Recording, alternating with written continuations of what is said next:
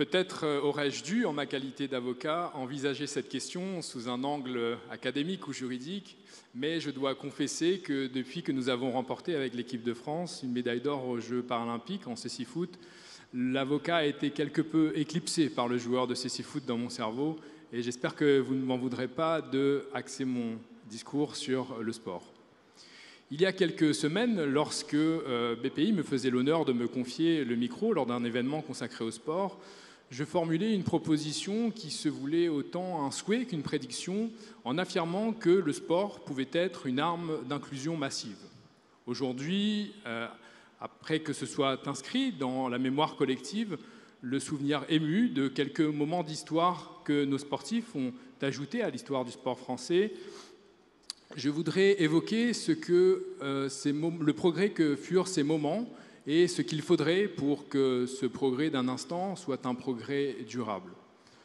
Le progrès que furent ces Jeux paralympiques, je pense que nous en avons tous en mémoire quelques illustrations. Des hollas silencieuses qui se sont élevées au sein du stade Tour Eiffel, en passant par la médaille d'Aurélie en boccia qui enthousiasma la France entière.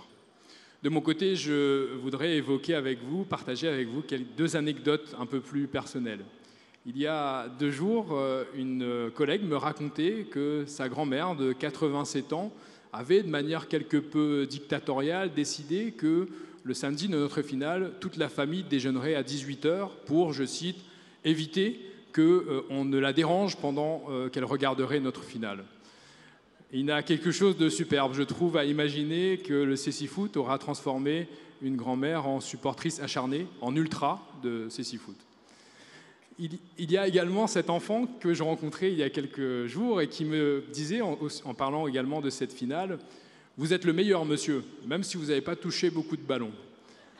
Je trouve qu'il y a là encore quelque chose de formidable dans ce compliment, parce qu'il témoigne de ce que, dans l'imaginaire de cet enfant, il n'y avait plus de considération liée au handicap, simplement une passion et aucune compassion.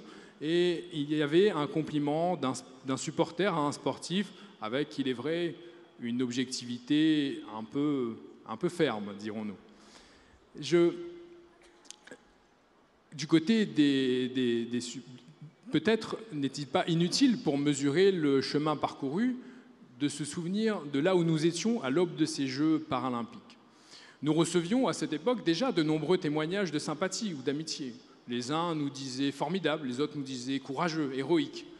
Mais nous qui voulions l'égalité plus que la bienveillance, l'estime plus que la considération, nous envisagions avec un peu de tristesse, je dois dire, ces mots de courage et cet héroïsme d'apparat qui n'était qu'une forme de compassion. Du côté des supporters, sans doute ceux qui firent avec nous ce progrès, ceux qui ont écrit avec nous ces pages d'histoire et d'émotion, sans doute n'avaient-ils pas conscience de ce qu'ils allaient vivre en venant aux Jeux paralympiques. Et entendons-nous bien, il ne s'agit pas ici de leur en faire le reproche. Qui serais-je pour blâmer tous ceux que des millénaires de préjugés avaient placés du côté des curieux plutôt que de celui des enthousiastes ?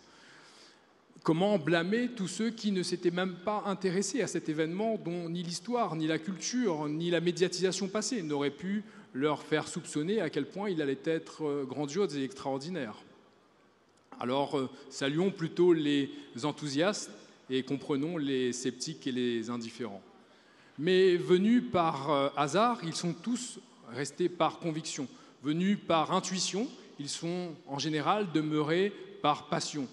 Venus en simples spectateurs, ils se sont avérés des supporters acharnés, non pas par bienveillance, non pas par solidarité, non pas par compassion, mais par passion partagée, par admiration sportive peut-être, parfois.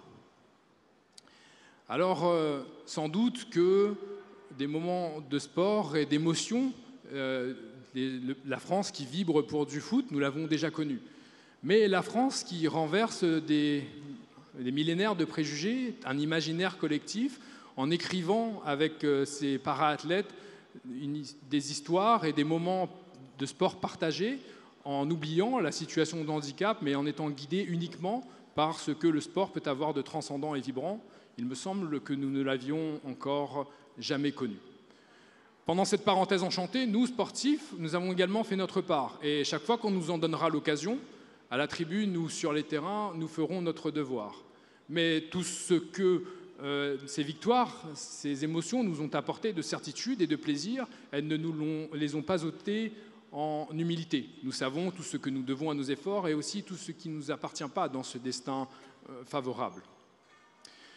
C'est précisément parce que nous avons une conscience aiguë de tout ce qu'il faut pour renverser durablement des préjugés aussi fortement ancrés que nous savons que nous ne pourrons pas seuls, sans le concours de tous, faire de cette révolution que furent les Jeux paralympiques un progrès durable et définitif.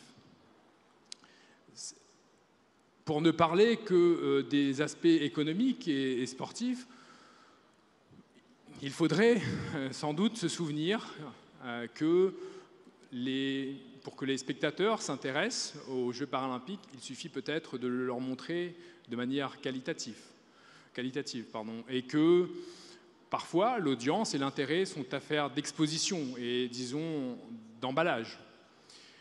Il faudra en outre se rappeler qu'il y a avec le parasport un marché économique à construire, un produit à valoriser, un univers économique à conquérir, qu'il y a avec les para-athlètes des projets innombrables à soutenir, des aventures dans lesquelles s'engager financièrement et individuellement, et des histoires extraordinaires à continuer à raconter. Bref, nous avons fait la révolution, mais la République saine et apaisée n'est point encore née. Le handisport a eu son 1789, il lui faut son 1870. Et au-delà du sport, mais en utilisant le sport, il vous appartient, à nous comme à nous, de faire votre part pour que nous passions durablement et de manière irréversible de l'inclusion à la liberté, de l'égalité de fait à l'égalité de droit, du paternalisme à la fraternité et de la compassion à la passion partagée. Merci beaucoup. Au soleil, sous la pluie, à midi ou à minuit, il y a tout ce que vous voulez aux Champs-Élysées. Tu m'as dit, j'ai rendez-vous dans un sous-sol avec des fous qui vivent la guitare à la main. Bravo! Du soir au matin.